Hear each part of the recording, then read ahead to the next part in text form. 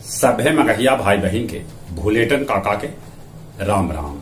आथिन मगहिया खबर में सुनथी देश दुनिया के खबर।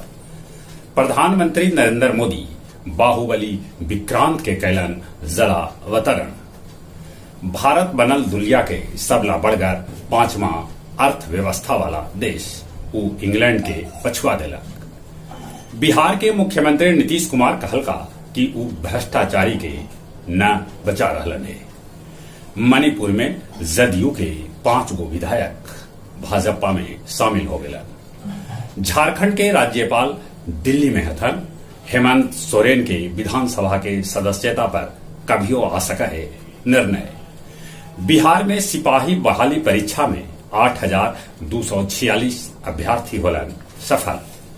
चौकीदार सभे के सीरियल किलिंग मामला में शिव प्रसाद भोपाल से कल गए गिरफ्तार। राजस्थान के मुख्यमंत्री गहलोत के अटपटा बयान सामने आयल है।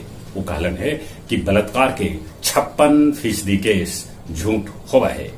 झारखंड में 1 करोड़ के इनामी अनल दस्ता के 2 गो सदस्य के पुलिस मार गिरौलल।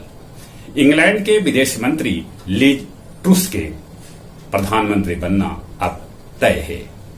चीन कहलक रिमोट सेंसिंग सैटेलाइट के सफल परीक्षण।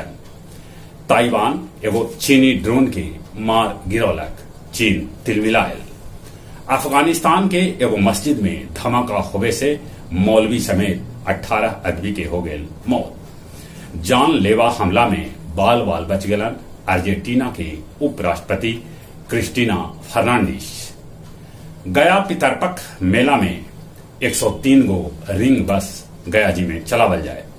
विष्णुपद स्थित रबर डैम जेकर नाम अब गया जी डैम हो जाए 8 सितंबर के जनता के समर्पित करतन बिहार के मुख्यमंत्री नीतीश कुमार। एपी कॉलोनी निवासी राम सुंदर सिंह के एटीएम बदल के खाता से 2.8 लाख रुपया ठग उड़ा ले गलन।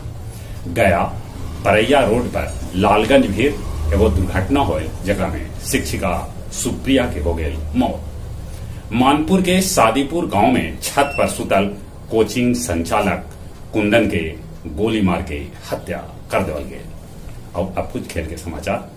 एशिया कप में हांगकांग टीम के कुल्लम 38 रन पर समेट दिलक पाकिस्तान। 155 रन से जीतल पाकिस्तान।